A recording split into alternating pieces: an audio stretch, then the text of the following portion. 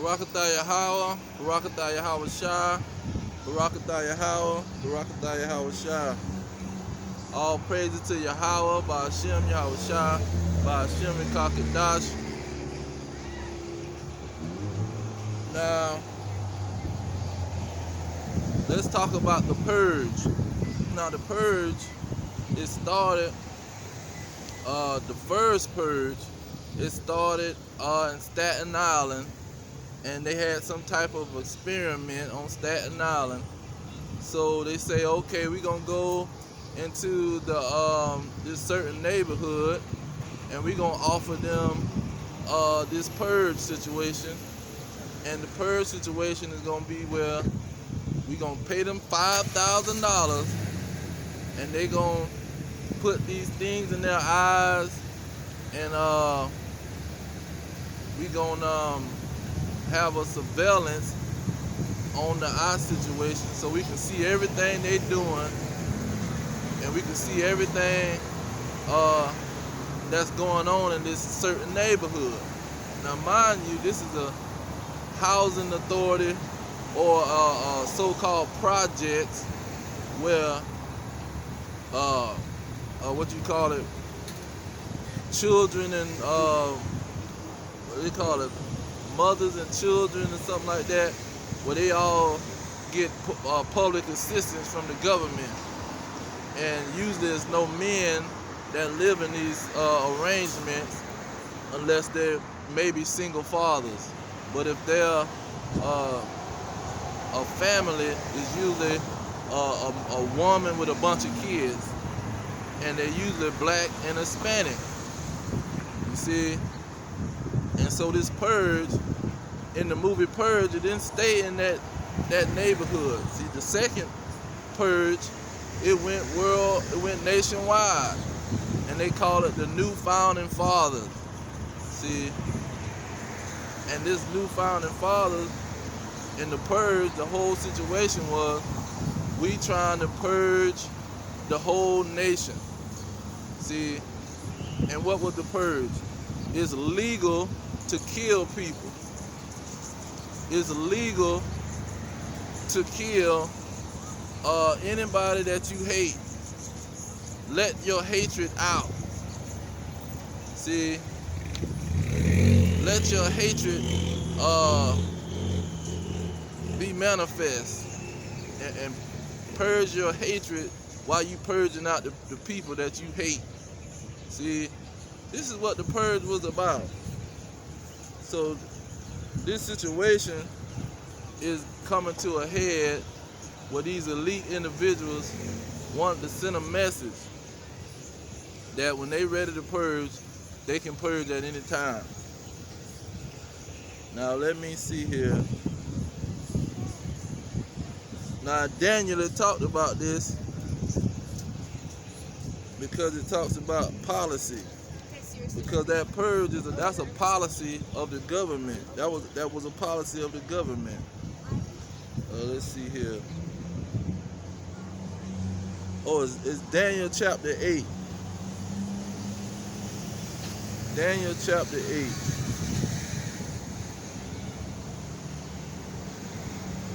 Starting at verse 25.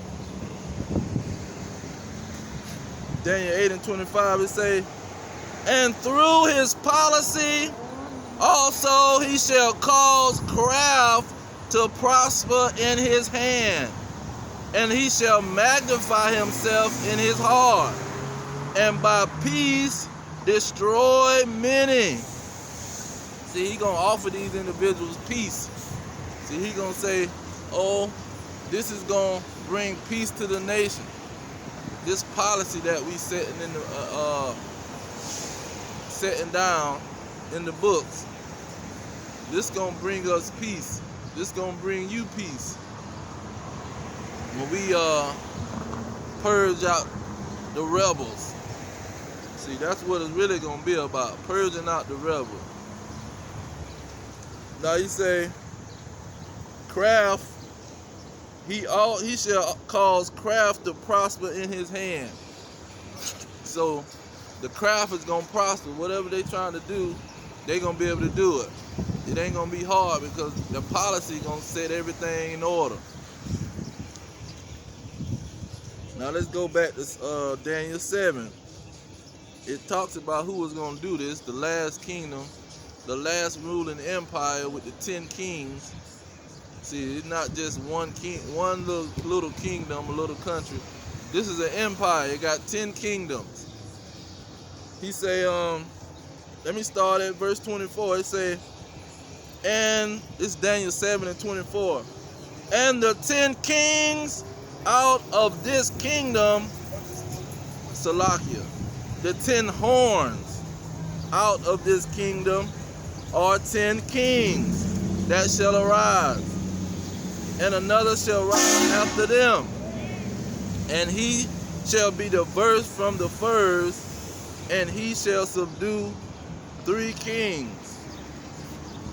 So this is more than just one kingdom or one place.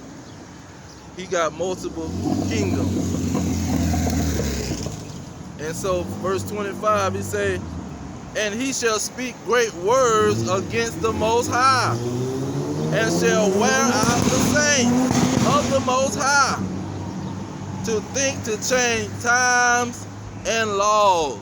See, he gonna change the laws to wear these saints out even more.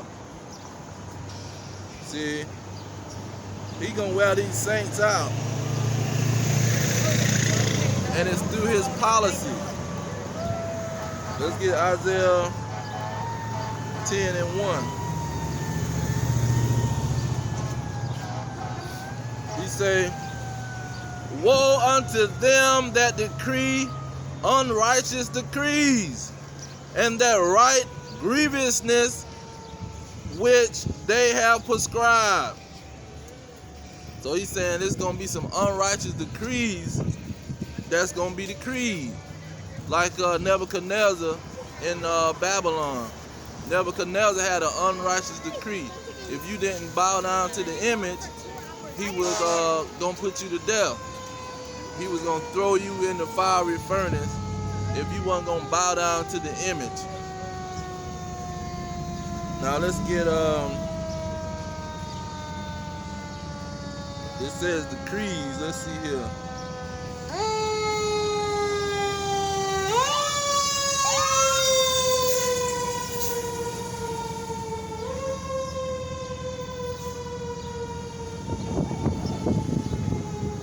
Unrighteous decrees.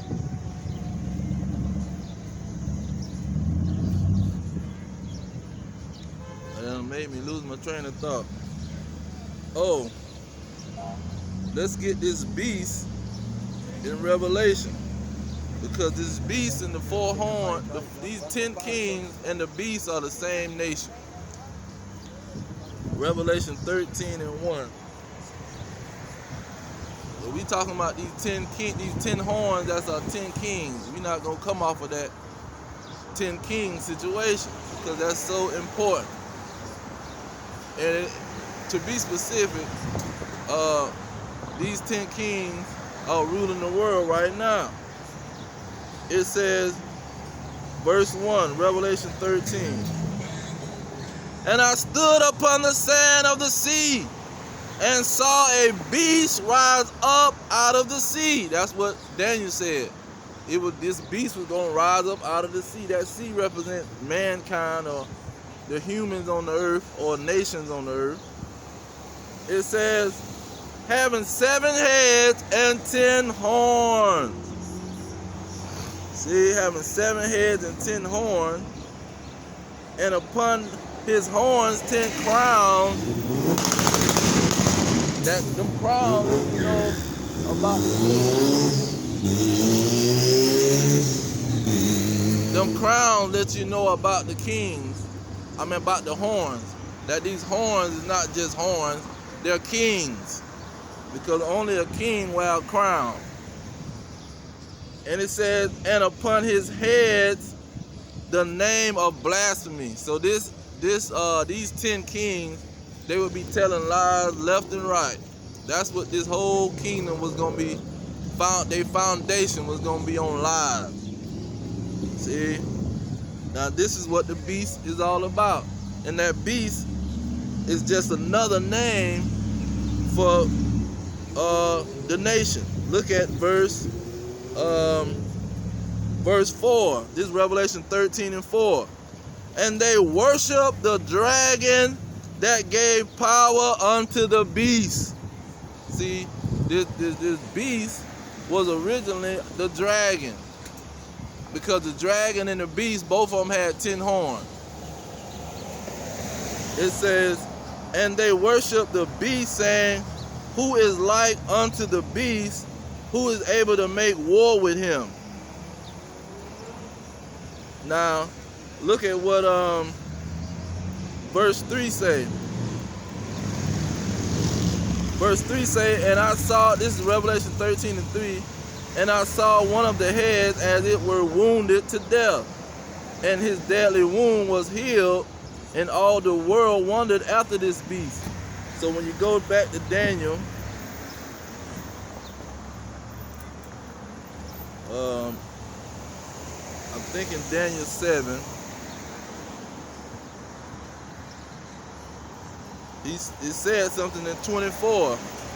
It says, and the 10 horns out of this kingdom are 10 kings that shall arise, and another shall arise after them, and he shall be diverse from the first. So it was the first beast that had 10 with the same 10 horns, and then it was another pretty much beast just like this beast with the same 10 horns, and they was gonna be diverse. They wasn't gonna be like so-called one nation all united. They was gonna have rulership, but they was gonna be diverse. So that's what Revelation 13 is talking about when it talks about the beast was wounded. Now let's go back there and get the rest of verse 4. It says, and they worship the dragon that gave power unto the beast. See, the beast and the dragon, they the same 10 horns that's been ruling the world. And it says, and they worship the beast, saying, who is like unto the beast? Who is able to war with him? So who is able to war with these 10 kings? Nobody. Who has the greatest military on earth? See? Who making all the weapons, the bullets, the gun, the bomb? See? It says, who is like unto the beast? Who is able to make war with him? See, that beast is not somebody that's just gonna come out of nowhere. See, this beast got a major military.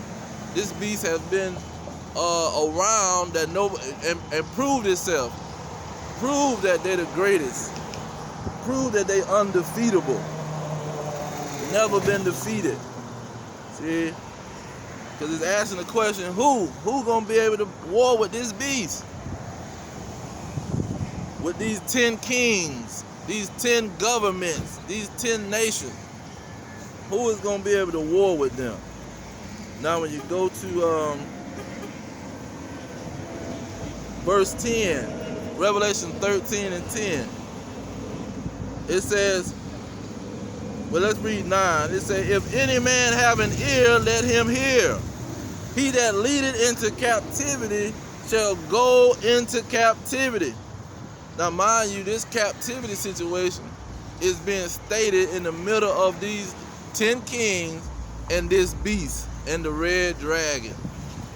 See, this red dragon put somebody into captivity. This red dragon led a group of people into captivity. Who is these group of people? Look at what he said at the end of the verse. He said, he that killeth with the sword must be killed with the sword. Here is the patience and the faith of the saints. So the saints was led into captivity. That's why when you go into Daniel 7, back in Daniel 7 and 25, it says, he shall speak great words against the Most High, these 10 kings, and shall wear out the saints of the Most High. So the saints was going to have patience, that they was gonna come out of this captivity and put these 10 kings into captivity. See, he that leadeth into captivity shall go into captivity. Here is the patience and the faith of the saints. The faith of the saints is to put the 10 kings into captivity, who wore them out, who had them in captivity, who captured their nation. See, who spoke against the Most High, who changed the laws of the Most High. See, this is what was going on with these 10 kings. Now, Daniel chapter 2 talks about the 10 kings also, because the 10 kings are this fourth kingdom. And the fourth kingdom was going to be ruling before the saints took over. Now, Daniel 2 and 4, they say, and the fourth kingdom shall be strong as iron. So the fourth kingdom, they was going to be iron, the foot of that statue, the end of that statue, what the whole statue is standing on. The whole statue is standing on the fourth kingdom. The fourth kingdom is holding up Babylon. The fourth kingdom is holding up Assyria. The fourth kingdom is holding up Media and the Persians. The fourth kingdom is holding up the Greeks. See? And that Greeks and Roman situation, that's just totally identifying who these peoples are, because we know who the Greeks and the Romans was. But they wasn't Greeks and Romans. That wasn't their original situation. Now this fourth kingdom is also talked about in 2nd Esdras. That's why the fourth kingdom changed the law. That's how you change the law. The law ain't 2nd Esdras no more. The law is just 1st Esdras, and that's all you got. See, spoke great words against the Most High, saying, you didn't give 2nd Esdras to Ezra. See, that's something somebody else did. But look at 2nd Esdras chapter 11, which the fourth beast. Well, let's go to chapter 12 and let it be known. This is what 2nd Esdras was talking about. Let's see here. Alright.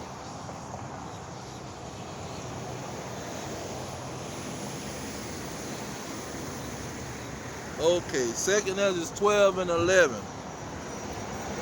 It says, the eagle whom thou sawest come up from the sea is the kingdom which was seen in the vision of your brother Daniel. So this eagle is the same kingdom that was in Daniel chapter 4 and in Revelation 13, 12, see, 17, 18, with those 10 horns. You see, this is the same kingdom. Now when you go to chapter 12, it lets you know what kingdom it was, to be specific. There's a lot of kingdoms talked about in Daniel. But look at what 2nd Esdras 39 and 40. It says, art not thou it that remaineth of the fourth beast, whom I made to reign in my world, that the end of their times might come through them? So they would be the end of the world, pretty much. That fourth kingdom would be the end of the world. And then verse 40 is going to break it down. The 2nd Esdras 11, verse 40. And the fourth came and overcame all the beasts that were past, and had power over the world with great fearfulness. See, that's why I say, who can war with the beast? And over the whole compass of the earth with much wicked oppression. And so long time dwelt he upon the earth with deceit. So they that's what that blasphemy come from in Revelation chapter 13. It say these 10 kings, this fourth kingdom will have blasphemy. They will be saying all kind of blasphemies. And look at what Revelation, let's go back to Revelation. Revelation 13. Look at what the blasphemy was talking about. Verse 13, it says, "And I stood upon the sand of the sea, and I saw a beast rise up out of the sea, having 7 heads and 10 horns, and upon the 10 horns 10 crowns, and upon his heads the name of blasphemy." So guess what? The name that they're going to be using, that's going to be blasphemy. See, they call themselves all kind of things. But it's never what their original name is. It's never who they descend from. It's never their true bloodline. It's never their true name. See, they hide the true name and they rule with deceit. Let's go back to 2 Ezra 11. Verse 40, it says, talking about this fourth beast, this fourth kingdom, it says, "And so long time dwelt he upon the earth with deceit." See, them blasphemies is he deceiving the whole world, telling them lies about his name. That's why I say the name of blasphemy.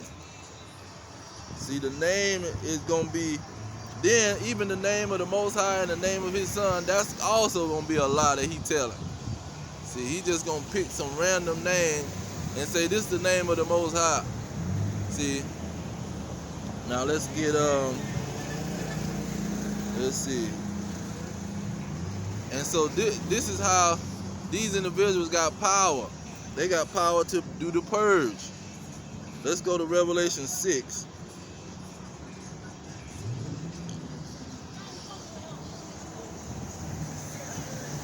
You know what? Before we get Revelation 6, let's see what the scriptures talk about. Now, when you go to 2 Ezra 6, 2 Ezra 6 identify who the this eagle is. It identifies the dragon. It identifies the beast. Because these individuals is going to have the power over the world. These individuals is going to have great military. See, that eagle had power over the whole compass of the world. That beast had 10 kings. Now let's get that beast one more time, because this is going to certify what I'm talking about. Now 17 talks about these 10 kings in verse 12. Revelation 17 and 12 say the 10 kings which you saw was the 10 horns. The 10 horns which you saw was the 10 kings. So you jump down to the last verse. It says, "And the woman which thou sawest is that great city which reigned over the kings of the earth." So you had a woman and you had 10 kings. So these two individuals reigned over the whole earth. So now, let's go back to 2 Ezra chapter 6 and identify who is going to be ruling at the end of the world. And who was going to be the end of the world. That's why in 2 Ezra 11 and 39, it talked about the end of the world would come, the end of their times would come through them. Meaning they would be the end of the world. Look at 2 Ezra 6 and 9. "For Esau is the end of the world, and Jacob is the beginning of it that followeth." So Esau is this fourth kingdom. Esau is these 10 kings, which are the 10 horns that's reigning in the end of the world. See? Esau is the end of the world.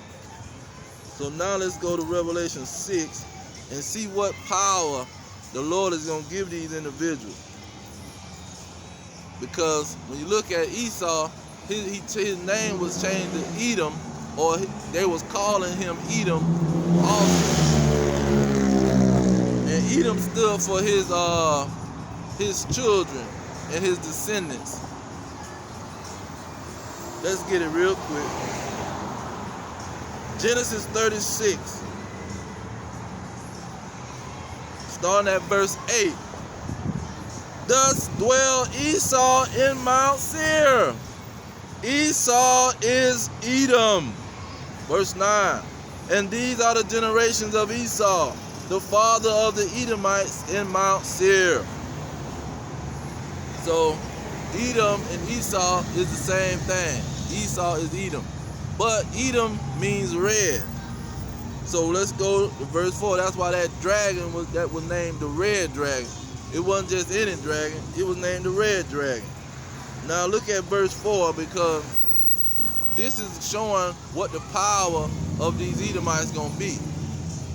And that fourth kingdom, which are the 10 kings and the 10 horns. Revelation 6 and 4, it say, and there went out another horse that was red. So that Edom means red. So this horse, this red horse, is talking about the fourth kingdom.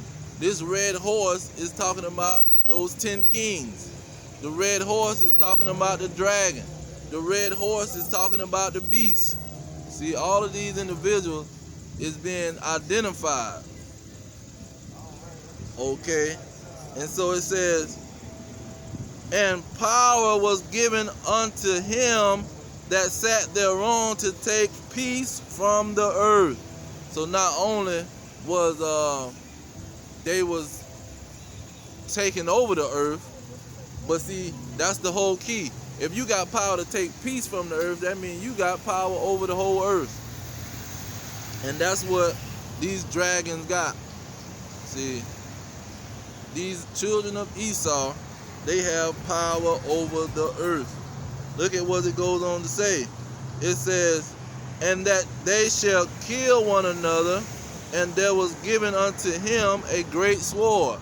Now that great sword is not only just guns and bullets and planes, see, and battleships. This great sword always also go back to nuclear weapons. That's why you got America, and you got America and you got Russia talking about a great sword. They ready to attack each other with this great sword. Because look at what it says. It says, and that they shall kill one another. See, these two individuals make up those 10, make up that red dragon in that those 10 kingdoms. Because it represents the whole nation. Or you can say the red horse represents the whole nation. And those 10 kings, they are not affiliated with Russia. Russia is just off on the side doing its own thing. But the 10 kings is with the woman. The woman and the 10 kings, they have a union or a federation going on. And Russia is on the side of that federation. See, that's what Zechariah, the first chapter, bring out, that these individuals, these 10 kings that had the saints in captivity, they gonna be overtaken by the 4 carpenters. The 4 carpenters is gonna be ran by Russia. They're gonna be led and guarded by Russia due to Ezekiel 38. That's what Ezekiel 38 is talking about. Those 4 carpenters is gonna be led by Russia and protected and guarded by Russia. Because this is how the red horse, the nation of Edom, is gonna kill one another. And they had wars already, World War II. But anyhow, look at verse 8, because we talking about the purge. This is how that fourth kingdom is going to get down in the end. Now Revelation 12 and 12 talks about it's going to be great wrath. This dragon is going to have great wrath when he know that his kingdom is coming to an end. See, when he start hearing the prophet say, Your kingdom is falling. Babylon has fallen. Your kingdom is in debt. Your kingdom is in trouble, turmoil. Then the anger and the wrath is going to come from these dragons. But look at verse 8. In verse 8, name the beast, the fourth beast. Look at what it says in verse 7. Revelation 6 and 7. And when he opened up the fourth seal, I heard the voice of the fourth beast say, come and see. So John, Apostle John, brought back out this fourth beast. He named him the same thing. He said, and I looked, and behold, a pale horse, and his name that sat on him was Death, and hell followed him. See, that's why he was able to take peace from the earth. Hell is following everything that this nation, this pale nation, is bringing forth. It says, and power was given unto them over the fourth part of the earth, to kill with the sword. So the Lord gonna give this fourth beast power to purge. He's gonna give this fourth beast power to kill with the sword and with hunger. So this fourth beast is gonna have power to kill with hunger, cause a famine. See, orchestrate a famine. It says, and with death. So now he even gonna cause other ways to bring death to people, not just the sword and hunger. See, that's why you got biological weapons. You got all kind of weapons. It says in verse, and with the beasts of the earth. Not only is they using animals to create biological weapons, they got all kind of other situations that they got planned to kill. So this is how that purge is going to go down. Let's go back to 2nd Ezra 5 verse 1. It says, nevertheless, as coming the tokens, behold, the days shall come that they which dwell upon the earth shall be taken in a great number. It says, and the way of the truth shall be hidden, and the land shall be barren of faith. So it's going to be a great number of people dying by the sword, dying of hunger, dying by the beasts of the field, being put to death.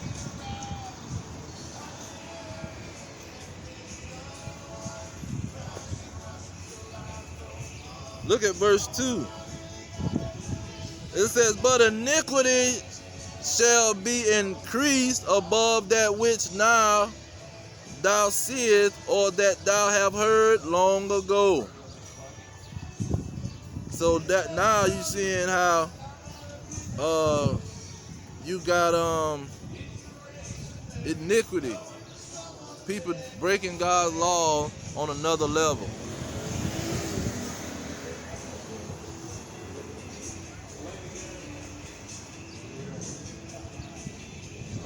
Now, Yahweh talked about this at the end of the world. He showed what was going to be happening. Matthew 24. He says, let me start at verse 19. And woe unto them that are with child, and to them that